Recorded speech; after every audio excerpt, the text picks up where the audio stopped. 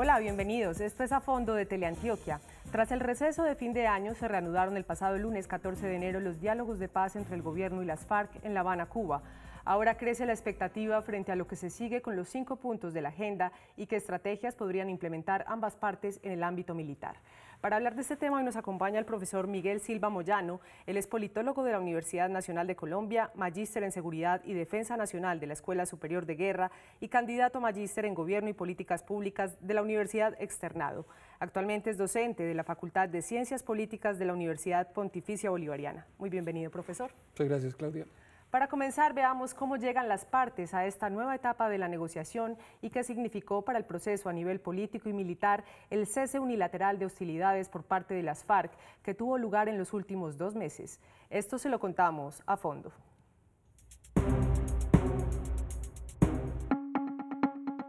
Después del receso de fin de año, se reanudaron el pasado lunes 14 de enero las negociaciones de paz en La Habana. El tema del desarrollo rural seguirá en discusión y de la concreción o no de este primer punto de la agenda dependerá el éxito o el fracaso del proceso. Antonio Picón Amaya, ex negociador en varios procesos de paz en el país, cree que el tema agrícola no es tan sencillo. Se nos habló en Oslo de la posibilidad de la paz está a pasos de lograrse y se demora. Después se coloca la sociedad civil. En solo un tema hay 400 propuestas para estudio, el tema agrícola. Se desechan, se estudian, se analizan o qué va a pasar. Entonces esas expectativas que se crearon pueden, por el tiempo, irse disminuyendo. Y el mismo presidente dijo, si esto no avanza, se cancela. Javier Ciurliza, director para América Latina de International Crisis Group y experto en el conflicto colombiano, es positivo frente al primer punto. Sorprendió que las propuestas de la FARC no fueran lo ultra radical que uno pudiera haber esperado. Son propuestas que no serían tan difíciles de aceptar por parte del gobierno, lo que alimenta cierto moderado optimismo. Creo, sin embargo, que vienen otros puntos mucho más complicados. Después de 2 meses en los que las FARC decidieron un cese de hostilidades unilateral, según estudios de la Corporación Nuevo Arcoíris, las acciones de las FARC se redujeron en un 80% en ese periodo. León Valencia, director de esta corporación, asegura que esto fue una gran ganancia para el país. Estaban produciendo mes por mes una cantidad de 200 bajas entre muertos y heridos a la fuerza pública por mes.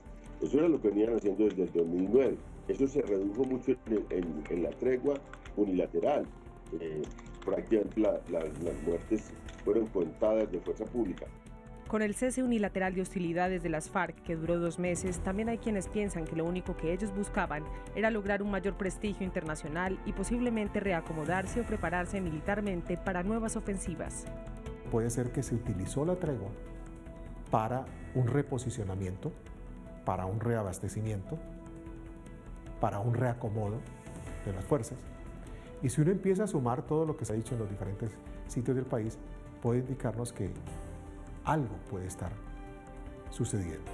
Javier Ciurliza, de International Crisis Group, no cree que la supuesta tregua de las FARC les haya dado más prestigio internacional, pues considera que siguen desacreditadas y en desventaja. Estamos ante una negociación asimétrica, con un Estado ciertamente legitimado y con una iniciativa militar mucho más importante que en 1998 y unas FARC que saben que probablemente este sea su última oportunidad de reingresar al espacio político legal. Por otra parte, han surgido algunas hipótesis sobre por qué razón el cese unilateral de hostilidades por parte de las FARC no se habría cumplido a cabalidad. Según la Defensoría del Pueblo, se presentaron 57 acciones armadas por parte de la guerrilla que se tradujeron en instalación de artefactos explosivos, ataques contra la infraestructura, hostigamientos contra instalaciones policiales y combates contra la fuerza pública. Hay quienes creen que estas ofensivas de las FARC en los últimos 2 meses se dieron por problemas de comunicación y que los frentes no se enteraron de la orden de cese al fuego. Las comunicaciones están muy quebradas, muy rotas. No tienen la posibilidad de comunicarse ligero entre uno u otro frente. Segundo, no todos los mandos están en Cuba. Hay unos mandos que están directamente en los frentes y su relación con los negociadores no es inmediata. Otros opinan que no se trató de problemas de comunicación entre ellos, sino que las FARC están fraccionadas y existen varios frentes disidentes que no están acatando las órdenes del secretariado. Esto es lo que piensa este hombre desmovilizado hace más de un año del Frente 36 de las FARC y quien afirma que cuando él estuvo en las filas nunca hubo problemas de comunicación. Cuando el secretariado, la parte central de la FARC, da una orden, esas órdenes llegan a todos los rincones del país donde hay FARC. Entonces no la cumplieron, no porque no hayan escuchado, no porque no les haya llegado la orden, sino que no la quisieron cumplir. También hay algunos que consideran que por más que las FARC quieran continuar perpetrando acciones militares o incluso intensificarlas para mostrarse más fuertes en la mesa de negociación, ya esta guerrilla no tiene la misma capacidad ofensiva que tenía años atrás. Las acciones sobre todo de tipo operativo, de tipo terrorista, acciones que tengan golpes fundamentalmente de sorpresa, no se pueden subestimar. De todas maneras, la acción de la FARC ya no es la misma. Crecen entonces las expectativas alrededor de lo que se seguirá en el proceso de negociación, tanto en el ámbito político como en el militar. Por lo pronto es claro que lograr la paz en Colombia es mucho más que la firma de un acuerdo y que ambas partes tendrán que actuar con prudencia en el camino que les queda por recorrer. Profesor Silva, después de este receso de fin de año y ya que finaliza el cese unilateral de hostilidades por parte de las FARC, ¿cómo llegan las partes a la mesa? Pues por una parte las FARC llegan, digamos, en un momento de incertidumbre.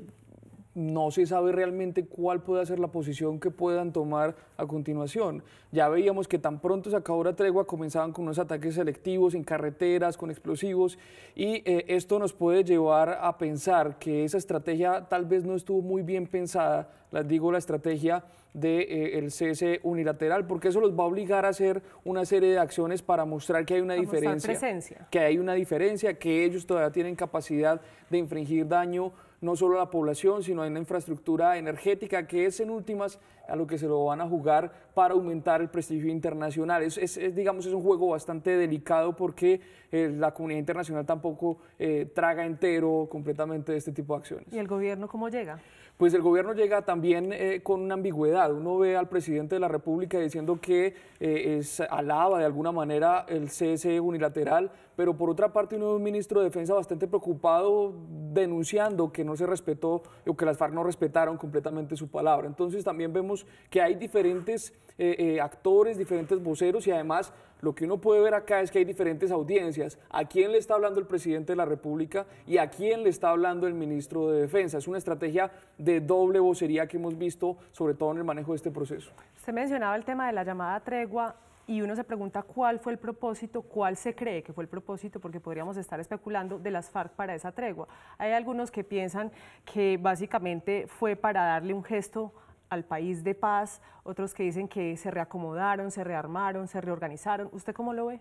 No, a mí no me cabe la menor duda de que esta tregua unilateral tiene todavía, porque aún la estrategia sigue marchando, tiene como fin buscar una cese bilateral de hostilidades. Desde el principio, durante toda la tregua y aún hoy insisten en que es necesario una tregua bilateral. Y esta, pues obviamente es la estrategia que ellos buscan en el campo político. En el campo militar, las FARC no tienen mayor cosa que hacer para fortalecerse, aparte de utilizar explosivos, pero es muy difícil que las FARC logre acumular tal poder que le permita regresar a los tiempos de finales de los 90 en los que podía tomar municipios utilizando grandes cantidades de combatientes. Es allí, digamos, en ese cambio de las FARC donde realmente está la clave para interpretar cuál es el poder real hoy que tiene esta organización en el país. ¿Y usted cree que efectivamente el gobierno, hasta que no se llegue al acuerdo, no va a ceder en ese tema del cese bilateral? Pues esperemos que así sea, porque el problema es que ahí sí habría unas consecuencias militares.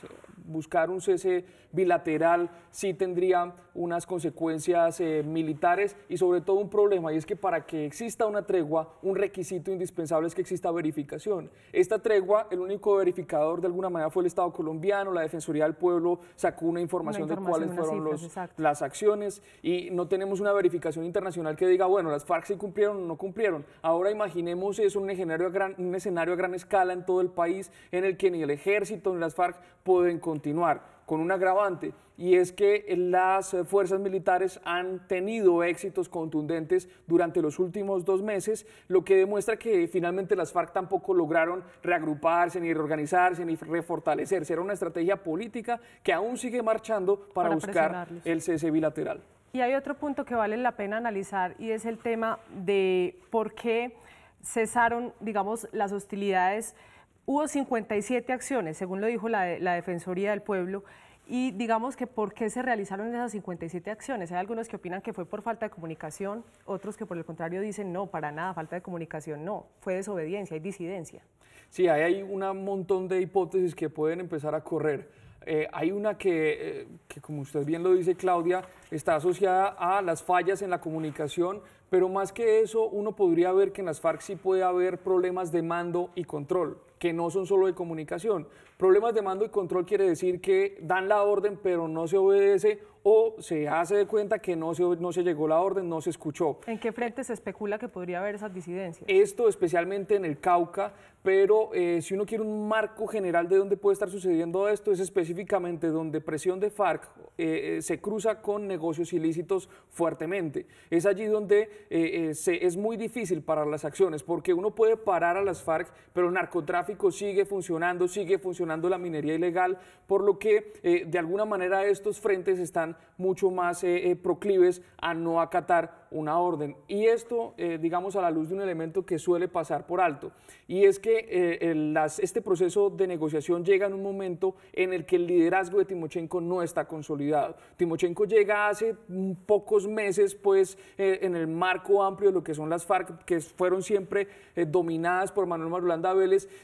Llega Cano, después llega Timochenko, y Timochenko tiene un liderazgo que no ha consolidado, es un liderazgo que no ha consolidado en toda la organización, y esto puede significar un gran reto para la fase de implementación. Negociar es muy fácil con los que están en Cuba guardando las proporciones. Implementarlo con unos grupos disidentes va a ser mucho más difícil. ¿Y usted cómo ve el tema del primer punto, que es desarrollo rural, que algunos también son muy optimistas y dicen que esto se va a acelerar y que le están poniendo acelerador, pero otros también dicen ahí hay varios puntos que no se van a lograr concretar y que se pueden levantar de la mesa? Yo no creo, yo creo que en el asunto de tierras ya llegaron a un acuerdo, incluso pareciera que sin negociar, porque si uno lee con cuidado el proyecto de ley de reforma agraria que presenta el gobierno, que no ha presentado, perdón, que elaboró, lo tiene elaborado, lo tiene engavetado, hace mucho tiempo lo elaboró, no lo ha presentado. Esperando como qué pasa. Esperando, dando margen de maniobra en la negociación. Allí hay muchos puntos que a las FARC le parecen muy buenos y que tampoco es que estén muy en contra de ellos. En esa discusión, por ejemplo, las zonas de reserva campesina son una figura que ya existe en la ley, pero que las FARC piensa de alguna manera meter dentro de la negociación como un elemento que les permita a ellos reinsertarse en la sociedad. Vamos a un corte de comerciales y al regreso hablaremos sobre la dinámica del conflicto con las FARC en el departamento de Antioquia. No se muevan, ya volvemos.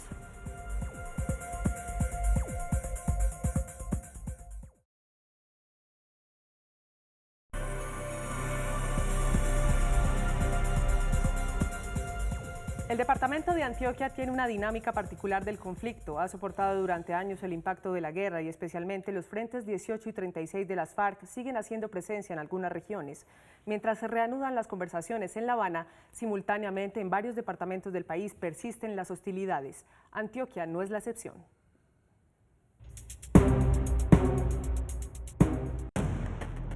Según cifras de la Corporación Nuevo Arcoíris, en Colombia hay 120 municipios donde es más aguda la confrontación entre los actores en conflicto, y el 30% de esos municipios está en Antioquia. Antioquia pues, ha sido y será un lugar que aportará mucho de contactos bélicos a todo el conflicto nacional. Antioquia tiene el conflicto con la guerrilla, con la minería, el conflicto del narcotráfico, todos estos conflictos que son muy duros. Hoy en día operan los frentes 18 y 36 en el norte, Bajo Cauca y Nordeste, y con menos fuerza los frentes 5 y 58 en el Urabá antioqueño y los frentes 47 y 9 en el oriente. Por su posición geográfica, Antioquia ha sido por años un corredor estratégico y epicentro de la lucha por la tierra, la minería y las rutas del narcotráfico.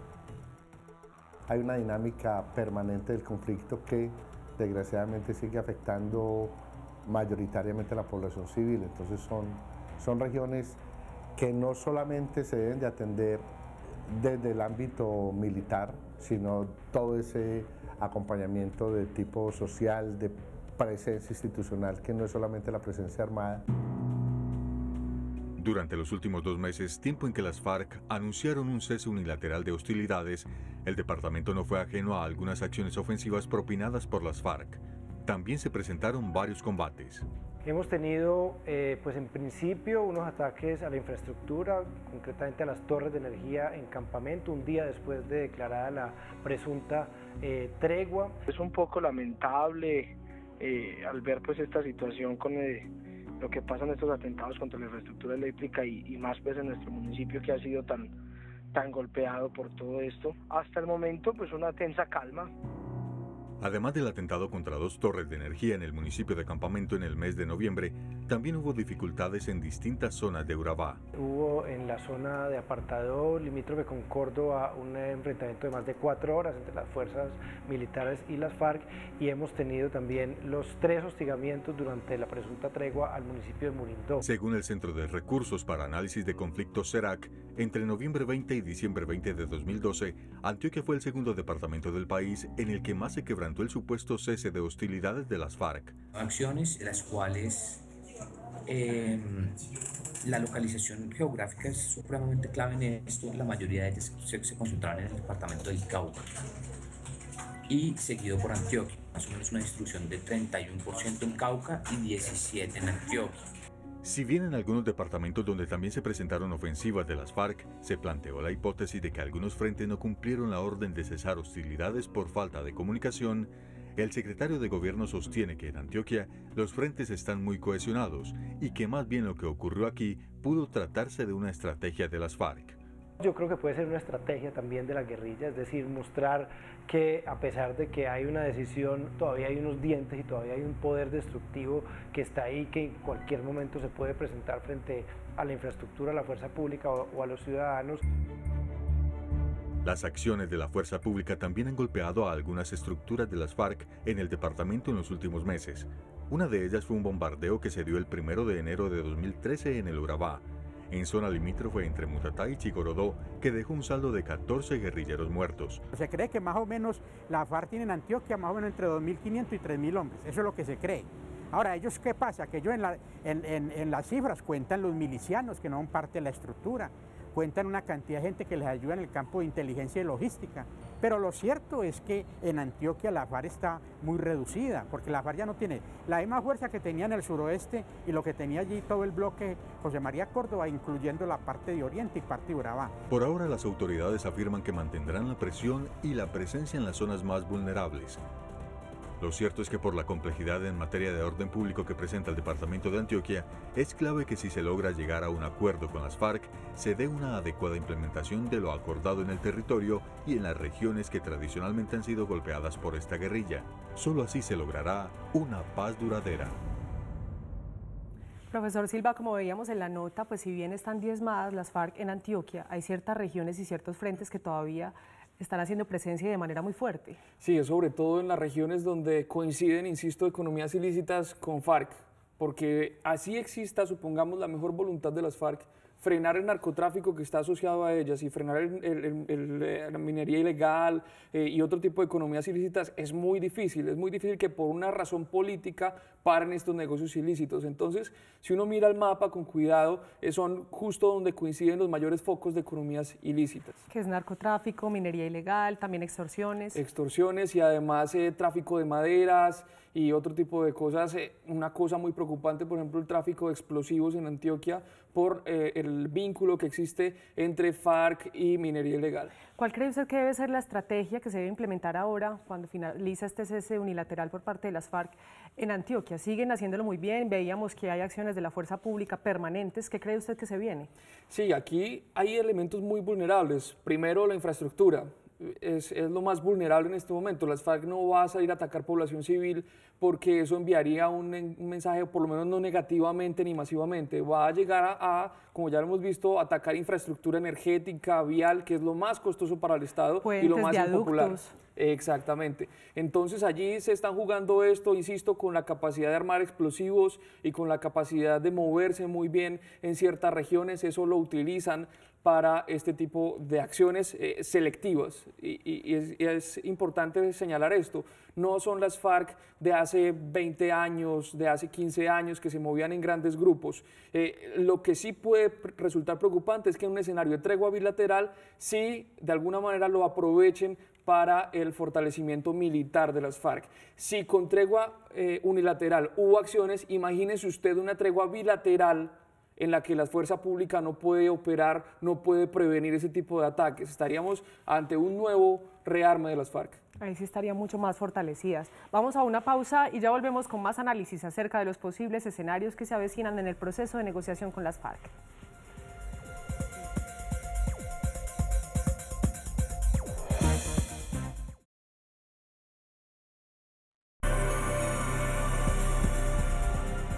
Continuamos en A Fondo y estamos analizando el tema del proceso de paz con las FARC y lo que se viene en lo político y en lo militar. Profesor, quisiera preguntarle, ¿usted cree que este año va a haber un nuevo acuerdo de paz? Y si lo hay, de alguna manera podría haber participación política de las FARC en las elecciones del 2014, elecciones presidenciales. Pues poco me gusta vaticinar este tipo de cosas, pero sí hay unas pistas que podrían indicarnos algunos acontecimientos. Primero, coincide en la posición de los negociadores de las FARC con la posición del gobierno en que para los dos es mejor un acuerdo que no llegar a un acuerdo. Es decir, quienes están negociando en La Habana por parte de las FARC y el gobierno nacional les conviene que haya un acuerdo. No sé si sea el acuerdo que a los colombianos les sirve. Puede ser un documento que les sirva a ellos que están allá, no necesariamente un acuerdo fuerte que permita la desmovilización de la mayor parte de las FARC. Y eso yo creo que es la principal discusión, qué es lo que se va a acordar y si lo que se va a acordar va a beneficiar a los negociadores o al país y a la sociedad en su conjunto. Pero usted sí cree que las FARC están realmente necesitadas de ese acuerdo, porque a veces también se manifiesta que ellos están muy cómodos y que el que tiene la presión es el presidente Santos por su reelección. Yo creo que los que están negociando, por lo menos en los discursos, han dejado entrever que tienen algún temor de correr la suerte que corrió Cano, que corrió el Mono Jojoy, que corrió Reyes. Este temor se puede sentir un poco en las declaraciones de Timochenko y sobre todo por los argumentos que esgrimieron para el por qué fueron a una negociación. Entonces creo que la pregunta de si a las FARC le conviene es una pregunta compleja. ¿A cuáles FARC le conviene? Por eso yo insisto en señalar, los que están en Cuba, a los que están en Cuba les conviene. Pero un tipo como John 40, que es un cabecilla de las FARC vinculado al narcotráfico, o como alias El Paisa de la Teófilo Forero, poco o nada les importa los términos en los cuales se está negociando o intuimos se está negociando, porque hasta hoy no sabemos realmente cuál es el alcance de esos posibles acuerdos que lleguen las FARC y el gobierno. Y para concluir, profesor Silva, en el ámbito militar, entonces, a nivel nacional, ¿hay algunas predicciones de que podría seguirse presentando focos de conflicto en el sur del país, en el nororiente del país? ¿Usted dónde cree? Sin duda el Cauca es la región más compleja, el sur del Tolima es otra región muy compleja por la cantidad de milicianos que hay, por el trabajo de bases y de masas que han hecho las FARC durante muchos años en esta región.